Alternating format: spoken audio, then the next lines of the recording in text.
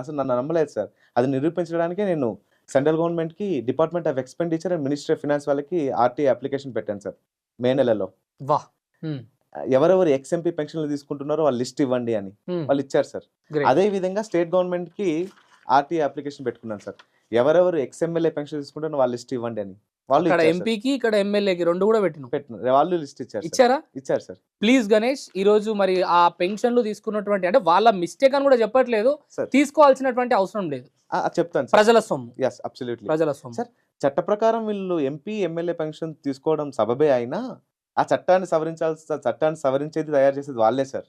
So వాళ్ళు కల్పించుకున్న advantage sir ఇవన్నీ. Yes. 1971 సంవత్సరం వరకు మనం వివిధ సంస్థానాలకి పెన్షన్లు ఇచ్చాం సార్. రాజభరణాలు ఇచ్చాం. వివిధ ఇప్పుడు నిజాం సంస్థానం ఉంది, మైసూర్ సంస్థానం ఉంది, ఇవన్నీ మన దేశంలో కలిపారు పటేల్ గారు. వాళ్ళకి 71 వరకు మనం పెన్షన్లు ఇచ్చాం, రాజభరణాలు అంటారు. ఓకే. 26th అమెండ్మెంట్ ద్వారా ఇందిరాగాంధీ గారు రద్దు చేశారు. కాలానుగుణంగా చట్టాలన్నీ సవరించుకుంటూ వచ్చాం. అదే విధంగా ఈ చట్టాన్ని కూడా సవరించి 1953 సాలరీస్ అండ్ పెన్షన్స్ యాక్ట్ ని సవరించి ఒక పెన్షన్ మాత్రమే ఉండాలనే నిబంధన పెట్టవచ్చు. రాష్ట్ర ప్రభుత్వం కూడా ఇది చేయొచ్చు సార్. సో అందుకోసమే ఇంట గెలిచి రచ్చ గెలుద్దామని ఫస్ట్ స్టేట్ గవర్నమెంట్స్ లో ఈ చట్ట సవరణ తీసుకురావడానికి గట్టిగా ప్రయత్నిస్తున్నాను సార్. ఓకే.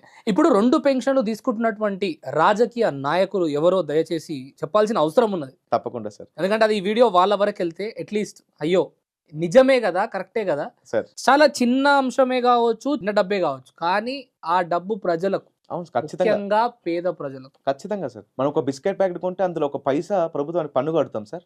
ఇలా పన్నుల ద్వారానే వీళ్ళు 2 పెన్షన్లు తీసుకుంటున్నారు సార్. భారతదేశంలో నివసించే ప్రతి పౌరుడికి ప్రశ్నించే హక్కు ఉంది సార్. అది ఉంది. అడుగుతారు, విమర్శించే వాళ్ళు ఖచ్చితంగా ఉంటారు సార్. నీకేంటి, నువ్వు ఇస్తున్నావా, ఇవి ఇస్తున్నావా అని. సో ప్రపంచంలో అన్నిటికంటే కష్టమైన పని టు మేక్ ఎవరీవన్ హ్యాపీ. ప్రతి ఒక్కరిని మనం ఎప్పటికీ సంతృప్తి పరచలేం సార్. ఇక్కడ నేను ఏమంటా అంటే ఇది నువ్వు నేను కాదు, మన పైసా, అది మన ప్రజల డబ్బు, ప్రజల డబ్బు, మన హక్కు. ఇలాంటి అంశం పైన మాట్లాడాల్సినటువంటి అవసరం అందరికీ ఉంది. తప్పకుండా. దౌర్భాగ్యం ఏంటంటే నీలాంటి కొంతమంది ముందుకు వస్తున్నారు. అవును సార్. కావాల్సినటువంటి ధైర్యం సార్, పరిస్థితులు, ఫ్యామిలీ సిచ్యువేషన్స్, తన బాధ్యతలు ఎన్నో ఉన్నప్పటికీ రాలేకపోతున్నారు. మనం వచ్చినాము, ఖచ్చితంగా దీన్ని ముందుకు తీసుకెళ్దాం, వాళ్ళ గొంతుకై నిలుద్దాం. మనకు కావాల్సింది వాళ్ళ సపోర్ట్. షూర్ సార్, తప్పకుండా. చెప్పండి ఎవరెవరు రాజకీయ నాయకులు? ఈ 2 పెన్షన్లు పక్కన పెట్టుకొని చూసాను సార్ లిస్టులు. అందులో చాలా పెద్ద వ్యక్తులు 2 పెన్షన్లు తీసుకుంటున్నారు సార్. అందులో మొదటి వారు అశోక్ గజపతిరాజు గారు సార్. ఈయన రాజవంశస్థులు. ఈయన ఎంపీగా మరియు ఎమ్మెల్యేగా పనిచేశారు సార్. ఎంపీ పెన్షన్ లిస్ట్ లో తన number 942 sir. And MLA pension list లో తన నెంబర్ 61 సార్. 2 పెన్షన్లు వస్తున్నాయి. 2 పెన్షన్లు వస్తున్నాయి సార్. అదే లిస్ట్ సార్, ఇది సీరియల్ నెంబర్ తో సహా చెప్తున్నాను కదా sir. Next megastar doctor K Chiranjeevi గారు. వాట్? అవును సార్. చిరంజీవి గారు తీసుకుంటున్నారా? అవును సార్. ఆయన తిరుపతి శాసనసభ్యునిగా మరియు రాజ్యసభ సభ్యునిగా పనిచేశారు సార్. ఆయన 2 పెన్షన్లు తీసుకున్నారు ప్రస్తుతానికి సార్. చిరంజీవి గారు మీరు అందరికీ ఆదర్శనీయం సార్. ఏ విపత్కర పరిస్థితి వచ్చినా వందల వేల కోట్లలో దానం చేస్తుంటారు. మీ కుటుంబం అందులో ముందు వరుసలో ఉంటుంది. ఈ విషయంలో కూడా ఒక రాజకీయ నాయకుడికి ఒక పెన్షన్ మాత్రమే ఉండాలని నేను పోరాడుతున్నాను. ముందుకొచ్చి మీరు ఏదో ఒక పెన్షన్ వదులుకుంటే మిమ్మల్ని చూసి మిగతా రాజకీయ నాయకులు అందరూ మిమ్మల్ని అనుసరించి ఒక పెన్షన్ మాత్రమే తీసుకుంటారనే సదుద్దేశంతో చెప్తున్నాను తప్ప దయచేసి అపార్థం చేసుకోకండి. మీరు 2 పెన్షన్లు తీసుకుంటేది ఒక ఉసిరికాయ అంత ఉంటే దానం చేసేది పుచ్చకాయ అంత ఉంటుంది sir. I hope you'll understand.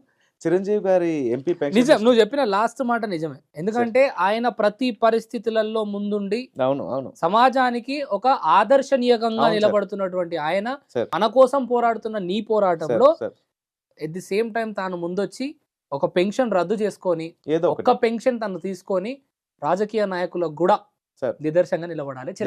ఆయన చూసి అనుసరిస్తారు సార్. ఇది నిజంగా ఆయన వరకు పోవాలి, మనస్ఫూర్తిగా కోరుకుంటున్న ప్రజలకు. నెక్స్ట్ ఎంపీ పెన్షన్ లిస్ట్ లో తన number 1942 sir. And MLA pension list లో చిరంజీవి గారి నెంబర్ 336 సార్. ఓకే. 3వ ప్రముఖ వ్యక్తి టీజీ వెంకటేష్ గారు sir, from Kurnool. MP pension list లో తన నెంబర్ 2113 సార్.